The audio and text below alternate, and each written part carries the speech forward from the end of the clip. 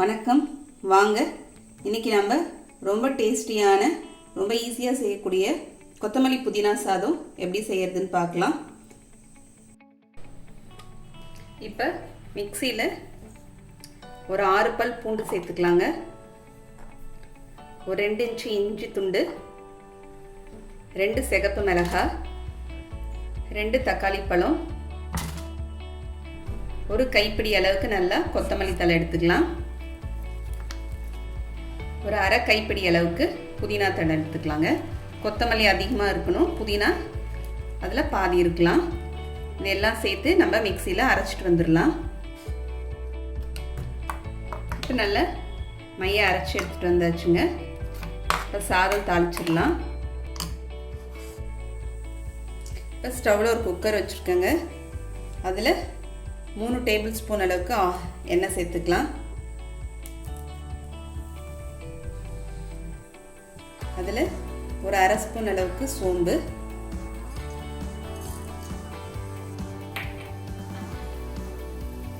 Whole garam masala, ஒரு பிரிஞ்சி இலை, ஒரு அன்னாச்சி பூ, 2 ஏலக்காய், 2 பட்டை, 4 கிராம்புங்க சேர்த்துடலாம்.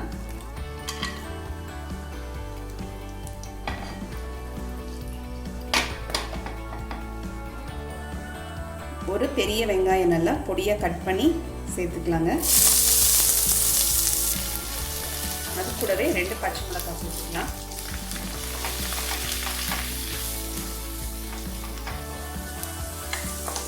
வெங்காயம் பச்சை மிளகாய் ஒரு 2-3 நிமிஷம் வதங்கட்டுங்க.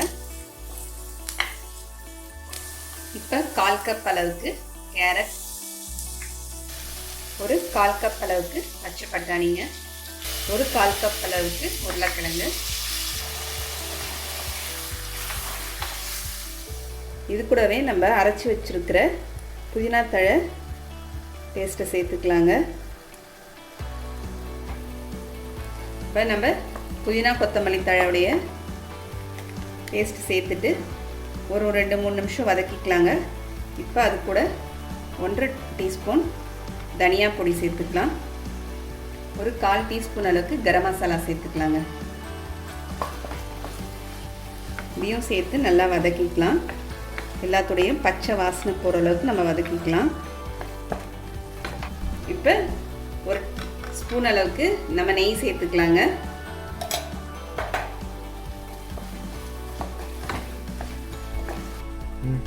பாஸ்மதி அரிசியை கழுவிட்டு ஒரு அரை மணி நேரம் ஊற வச்சுருக்கேன். அதை இப்போ நான் சேர்த்துக்கலாம். இதில் அரிசி சேர்த்துட்டு ஒரு நிமிஷம் அப்படியே கலந்து விட்டுடலாம் இந்த சாந்தோட.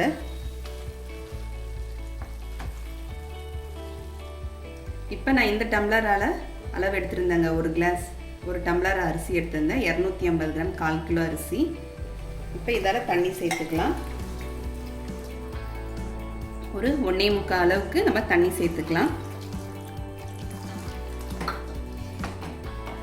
இப்போ தேவையான அளவுக்கு உப்பு சேர்த்துக்கலாங்க. நான் கல் உப்பு சேர்த்துக்கிறேன். சேர்த்துட்டு கலந்து விட்டுடலாம். இப்போ நம்ம விசில் போடுறது இருந்தால் ஒரு கொதி வந்தோடனே விசில் போட்டு சிம்மில் 10 நிமிஷம் வச்சு ஆஃப் பண்ணி எடுத்துக்கலாங்க. இன்றைக்கி நான் விசில் போடலை. இப்போ நான் அப்படியே மூடி வைக்க போகிறேன். நான் மூடி வச்சுடுறேங்க. இப்போ திறந்து பார்க்கலாங்க. நடுவில்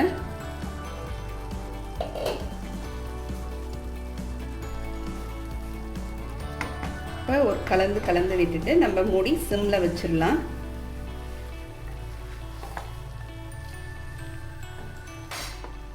அப்படியே சிம்மில் வச்சு ஒரு 5 நிமிஷம் வெயிட் பண்ணி ஆஃப் பண்ணிடலாங்க.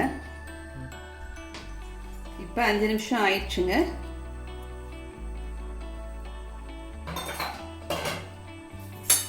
ஒரு ஃபோர்க் வச்சு நம்ம கிளறி விட்டுக்கலாம். நமக்கு ரொம்ப சூப்பரான கொத்தமல்லி புதினா சாதம் ரெடி ஆயிடுச்சு. உங்களுக்கு இந்த வீடியோ பிடிச்சிருந்தா லைக் பண்ணுங்கள், ஷேர் பண்ணுங்கள், சப்ஸ்கிரைப் பண்ணுங்கள். அடுத்த வீடியோவில் பார்க்கலாம். தேங்க்யூ.